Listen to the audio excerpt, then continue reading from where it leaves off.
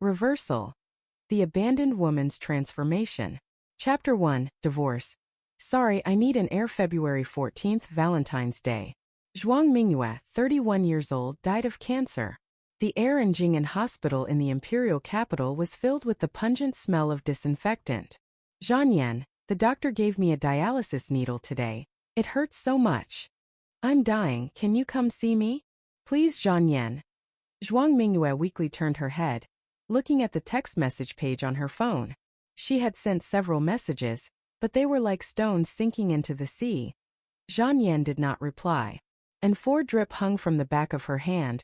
Her face was pale, emaciated, her eyes deeply sunken. Her limbs were all cancerous and rotting. She couldn't move at all, couldn't do anything, and even the nurse who used to care for her hadn't come for more than half a month. The reason was that there was no need for treatment anymore. She was actually very delicate and afraid of pain, but in the late stages of cancer, she endured the torment of illness every day. The only reason she held on to life was her love for Zhan Yan. But when that love vanished completely, all that was left was a skeletal shell of her former self. Zhuang Mingyue turned off her phone, quietly waiting for death. The pain made her consciousness blurry, and she bitterly thought, in the 8 years she had painstakingly married Zhan Yan, playing the role of a virtuous wife and staying by his side wholeheartedly, what had she gained? Everyone around her had left her one by one, leaving her isolated and destitute. Perhaps her death would make Zhan Yan the happiest. He would finally be free and never have to see her annoying face again. He could finally marry Song Qiqi as he had always wished. 8 months ago. On Zhan Yan's birthday, Zhuang Mingyue sat on the sofa, waiting for him to come back. The time passed 2 a.m. On the table, the dishes she had meticulously prepared had gone cold. She didn't wait for Zhan Yan, but instead received a divorce agreement brought by his assistant. The assistant said awkwardly, "Madam, Mr. Zhan has no choice. The Zhan family's vast empire needs an heir." Zhuang Mingyue smiled pale. She had been pregnant a few years ago, but an accident led to a stillbirth, damaging her uterus, making it impossible for her to conceive again. Zhan Yan, now in his 30s, indeed needed an heir. So Zhan Yan wanted to divorce her and find a woman who could bear children. Zhuang Mingyue drove the assistant away, trembling as she called Zhan Yan, wanting him to tell her personally. When the call connected, she heard Song Qiqi's gasping and moaning. Yan, I can't take it anymore, be gentle." Hearing her voice, Zhuang Mingyue's heart ached dully. After the call ended, Zhuang Mingyue laughed at herself, her eyes reddening as she laughed. After her father handed the company over to him before his death, within less than 5 years, he had become the CEO of the imperial capital's financial conglomerate. In the business world, he was a force to be reckoned with, commanding both the black and white sides. Such an outstanding man was always surrounded by various women, especially beautiful ones with good figures. Among all these women, only Song Qiqi had stayed by Zhan Yan's side the longest. Song Qiqi, from an ordinary family, had become Zhan Yan's assistant right after graduating from university. Her capabilities and means were evident to all. They were the most compatible soulmates, a perfect match. If Zhuang Mingyue had not been there from the start, perhaps Zhan Yan and Song Qiqi would have been together long ago, instead of being secret lovers for so many years. A marriage without love is truly tragic. Zhuang Mingyue signed the divorce agreement, received a sum of money, and was permanently banished from the imperial capital. Without his permission, she could never return. A week later, she was diagnosed with terminal cancer. Bang! Today was Valentine's Day, and outside fireworks were dazzling. Zhuang Mingyue woke from her memories, tiredly opening her eyes to look out the window. Her face, pale as paper, instantly froze. On the giant LED screen, Zhan Yan wore a black, well-tailored suit, his tall and upright figure exuding a strong presence. He was surrounded by an aura of cold nobility. Up close, his face was breathtakingly handsome, with a coldness that conveyed the calm authority of a leader. He held a 5 or 6-year-old boy in one arm and protected Song Qiqi with the other. The child's features were very similar to Zhan Yan's. "Mr. Zhan, is this your and Miss Song's child? Miss Song is so beautiful and has waited for you for so many years. When is your wedding date?" Song Qiqi looked up from the man's embrace, smiling sweetly and showing off the diamond ring on her delicate hand. "Please call me Mrs. Zhan from now on." We registered our marriage today. Zhuang Mingyue closed her eyes, tears finally falling. Zhan Yan, I regret it. If only I didn't love you. If everything could start over.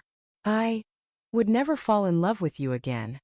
Outside, heavy snow began to fall, accompanied by the sound of fireworks. The light from the window illuminated her face, reflecting the dazzling fireworks in her eyes. Zhuang Mingyue still died, on the day Zhan Yan and Song Qiqi got married. 3 Chapter 2. No mood for romance midnight. Zhuang Mingyue was jolted awake by a nightmare. She sat up abruptly, her forehead drenched in sweat. The next second, she smelled the familiar scent of disinfectant, a smell she despised. Zhuang Mingyue was stunned for half a second. Wasn't she dead? Why was she still alive? Then with a click, the previously dark hospital room suddenly lit up. The blinding light made it hard for her to open her eyes. A cold male voice sounded. Had a nightmare? With that, he took a long stride towards the bed, his tall figure blocking the light and completely overshadowing her petite body. Zhan Yan. Zhuang Mingyue looked up and saw the face of the man she loathed to the core. Her eyes widened in horror. Stay away! Why was she back with this devil? Instinctively she recoiled. Zhuang Mingyue's mind was in chaos. Seeing Zhan Yan, an overwhelming fear and despair suffocated her. Zhan Yan's movements paused, and a layer of icy frost instantly covered his long, narrow eyes.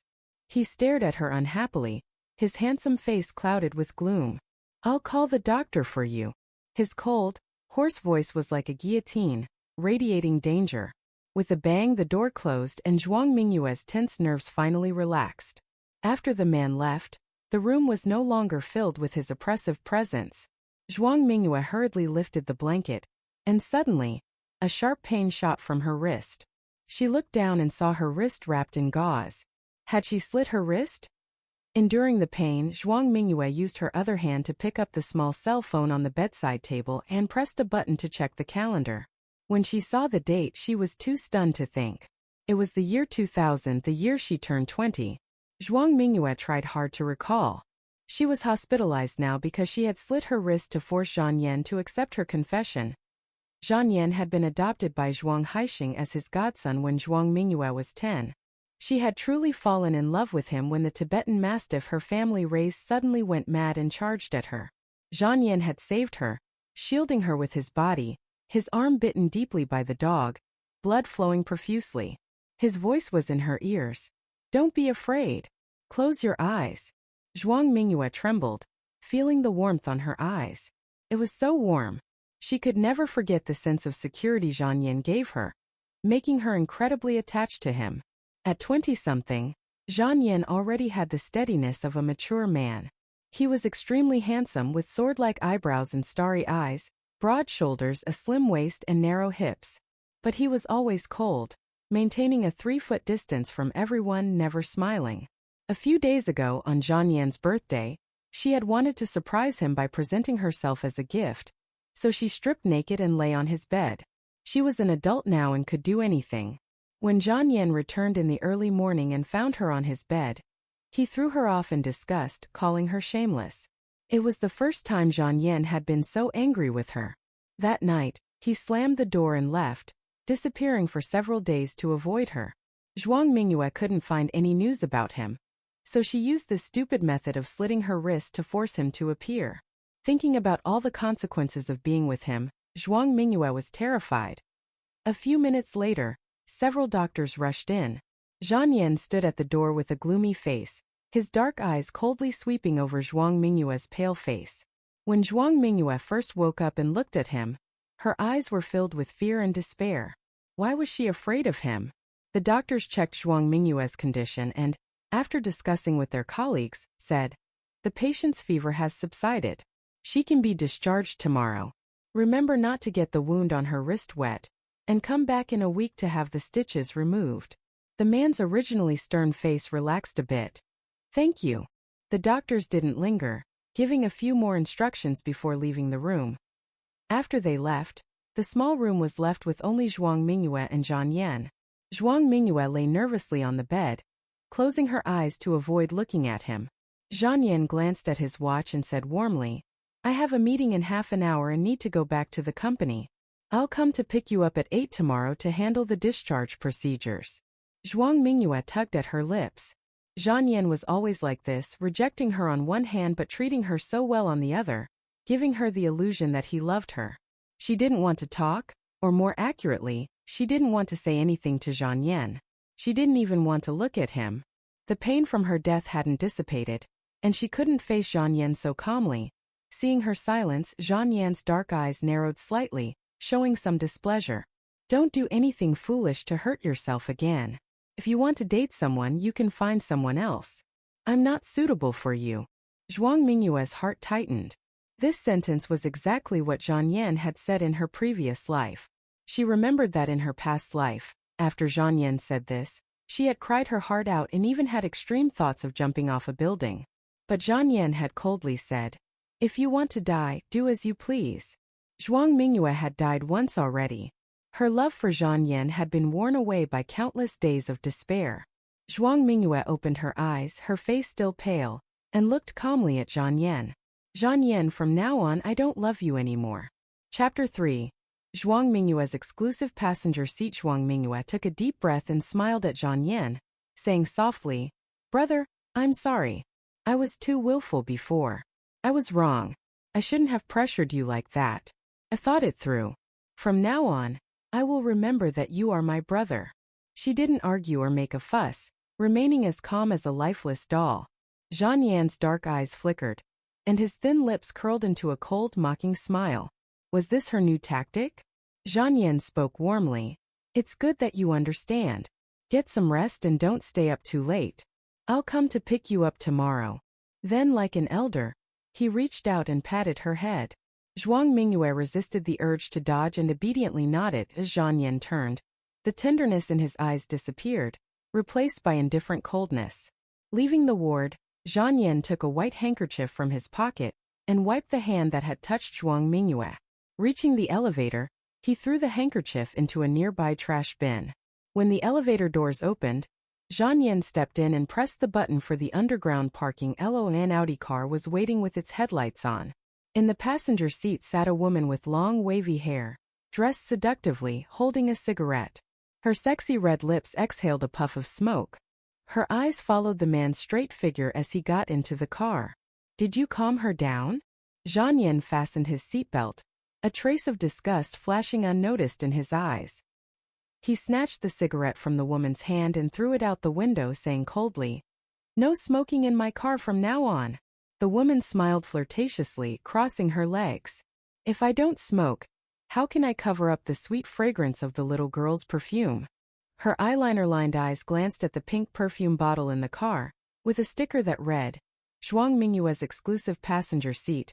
She chuckled softly. "I didn't realize the little girl had such a strong sense of possession." "What?